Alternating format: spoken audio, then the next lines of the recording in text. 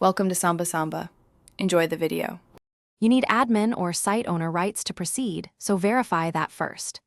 Once confirmed, decide whether a team site or communication site fits your needs, team for collaboration, communication for broadcast. Open the SharePoint Admin Center and click Create, choose the site type, and give it a clear, searchable name.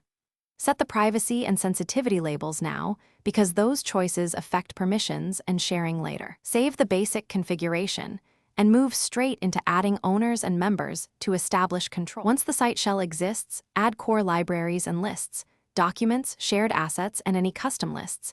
Enable versioning and retention policies so you don't lose work.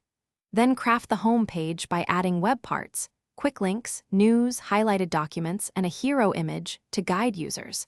Configure library views and metadata to make search effective. Make sure to associate the site with a hub if relevant, set navigation and branding, and validate mobile layout so everyone gets a consistent experience. Now lock down permissions. Add owners, members, and visitors using least privilege. Avoid breaking inheritance unless required. Next, automate key processes with Power Automate, approvals, notifications, and file routing, and enable alerts and sync for desktop access. Configure retention labels and backup measures to protect content.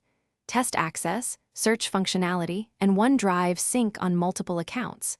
If something goes wrong, restore a recent version from library version history first. That usually recovers. Thanks for watching. Consider subscribing if we helped you.